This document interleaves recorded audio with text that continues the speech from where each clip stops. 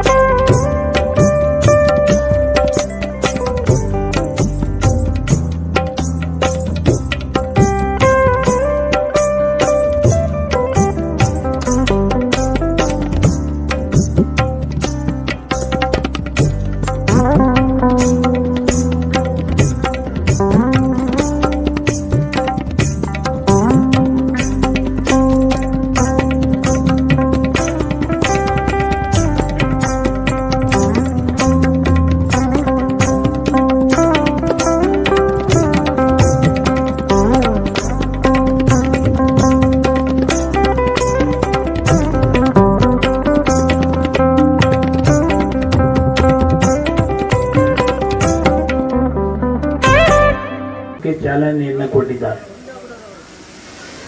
ಸಂಸ್ಥಾಪಕ ಅಧ್ಯಕ್ಷರು ಶಿವರುದ್ರಪ್ಪನವರು, ಶಿವಣ್ಣಪ್ಪನವರು ನಡೆದು ಬಂದ ದಾರಿ ಮಾತನಾಡಿದ್ದಾರೆ. ಈ ಭಾಗದ ಕೃಷ್ಣಯ್ಯ ನಮ್ಮ ಬೆಂಗಳೂರು ಡೈರಿಯ ನಿರ್ದೇಶಕರು ತಮ್ಮನ್ನ ಉದ್ದೇಶಿಸಿ ಮಾತನಾಡಿದ್ದಾರೆ.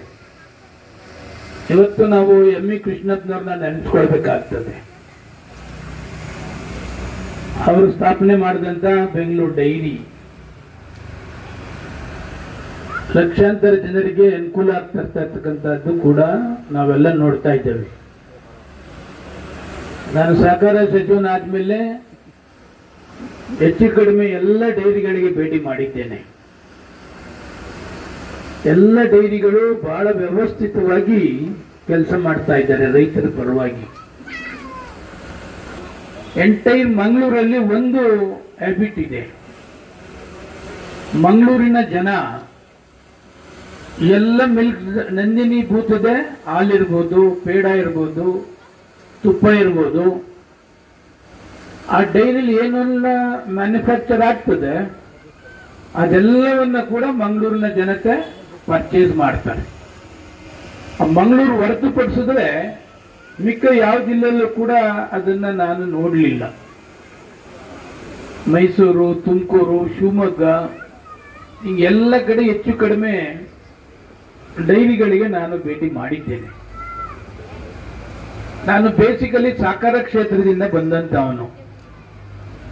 ಸನ್ಮಾನ್ಯ BL ಲಕ್ಕೇಗೌಡರು ನನ್ನನ್ನ ಈ ಸಹಕಾರ ಕ್ಷೇತ್ರಕ್ಕೆ ತಂದಂತ ಸಮಯ. ಅದಕ್ಕೆ ಹೆಚ್ಚಿನ ಅನುದಾನ ಇರ್ಬೋದು, ಬೇರೆ ಬೇರೆ ಇರ್ಬೋದು, ಸಹಕಾರ ಕ್ಷೇತ್ರಕ್ಕೆ ಒತ್ತನ್ನ ಕೊಟ್ಕೊಂಡು ಅವತ್ತಿಂದ ಬರ್ತಾ ಇದ್ದೇನೆ. ಸುಮಾರು 29-30 ವರ್ಷ ಈ ಸಹಕಾರ ಕ್ಷೇತ್ರದಲ್ಲಿ. ಆದ್ರೆ ನಾನು ಒಂದೇ ಒಂದು ಗೃಹ ನಿರ್ಮಾಣ ಸಹಕಾರ ಸಂಘ ಮಾತ್ರ ಆಯ್ಕೆ ಮಾಡಿಕೊಂಡೆ. ಬೇರೆ ಇನ್ಯಾವುದು ಸಹಕಾರ ಸಂಘಕ್ಕೆ ನಾನು ಹೋಗಲಿಲ್ಲ. ಕಾರಣ ಬೇರೆ ಬೇರೆಯವರು ಆ ಸಹಕಾರ ಕ್ಷೇತ್ರದಲ್ಲಿ ಬೆಳಿಬೇಕು. ಇನ್ ಕೆಲವರು ನಮ್ಮ ಕ್ಷೇತ್ರದಲ್ಲಿ ಇದ್ದಾರೆ. ಮಿಲ್ಕ್ ಸೊಸೈಟಿನೂ ಅವ್ರಿಗೆ ಬೇಕು, VSS ಅವ್ರಿಗೆ ಬೇಕು, ತಾಲೂಕ್ ಪಂಚಾಯತಿನೂ ಬೇಕು, ಜಿಲ್ಲಾ ಪಂಚಾಯತಿನೂ ಬೇಕು, ಮಾರ್ಕೆಟಿಂಗ್ ಫೆಡರೇಷನ್ ಬೇಕು. ಎಲ್ಲೆಲ್ಲಿರ್ತದೆ ಎಲ್ಲ ಕೂಡ ಅವ್ರಿಗೆ ಬೇಕಾಗ್ತದೆ. ಒಬ್ರು ಒಂದೊಂದು ಕ್ಷೇತ್ರದಲ್ಲಿ ಅವ್ರು ನೋಡ್ಕೊಂಡ್ರೆ ಬೇರೆಯವ್ರಿಗೆಲ್ಲ ಕೂಡ ಅದು ಅನುಕೂಲ ಆಗ್ತದೆ. ನಮ್ಮ ಕ್ಷೇತ್ರದಲ್ಲಿ ಸುಮಾರು ಮಿಲ್ಕ್ ಸೊಸೈಟಿಗಳಿದೆ. ಅದಕ್ಕೆಲ್ಲ ಸ್ವಂತ ಕಟ್ಟಡ ಇರಬೇಕು ಅಂತೇಳಿ ಪ್ರತಿಯೊಂದು ಕಟ್ಟಡಕ್ಕೂ ಕೂಡ ಅದು 5 ಲಕ್ಷ ಇರ್ಬೋದು, 15 ಇರ್ಬೋದು, 20 ಇರ್ಬೋದು, ಆ ಸೊಸೈಟಿಯವರು ಕೇಳ್ದಂಗೆ ಕೊಡ್ತಾ ಇರ್ತಕ್ಕಂಥದ್ದು ಕೂಡ ಅವತ್ತಿಂದ ಇವತ್ತಿವರೆಗೂ ಕೂಡ ಮಾಡ್ತಾ ಇದ್ದೇನೆ. ಈಗ ತಾನೇ ನಮ್ಮ DK ಬಂದು ಕಿವಿಲಿ ಹೇಳ್ತಾ ಇದ್ದೆ, ಇನ್ನೊಂದು 5 ಲಕ್ಷ ಬೇಕು ನಮಗೆ ರಿಪೇರಿಗೆ ಅಂತೇಳಿ. ಅಲ್ಲ, ನೀನು ಪ್ರಾಸ್ತಾವಿಕ ಭಾಷಣದಲ್ಲಿ ಹೇಳ್ಬೇಕಲ್ಲ, ಸಾರ್ವಜನಿಕರಿಗೂ ಗೊತ್ತಾಗ್ಬೇಕು. ನಾನು ಕೇಳ್ತಾ ಇದ್ದೀನಿ, ನಾನು ಅಧ್ಯಕ್ಷ ಇದ್ದೀನಿ ಇವಾಗ ಅಂತೇಳಿ. ಅದು ಹೇಳಿ ಅಂದ್ರೆ ಇಲ್ಲ, ಅಲ್ಲಿ ಹೇಳಲ್ಲ, ನಿಮ್ಗೆ ಹೇಳ್ತೀನಿ ಅಂತಾನೆ. ಅಲ್ಲ, ಅಲ್ಲಿ ಹೇಳಪ್ಪ ಅಂದ್ರೆ ಅಲ್ಲಿ ಹೇಳಲ್ವಂತೆ, ನನಗೆ ಹೇಳ್ತಾನಂತೆ. ಅಲ್ಲ, ನನಗೆ ಅವಾಜ್ ಆಗ್ತಾನೆ.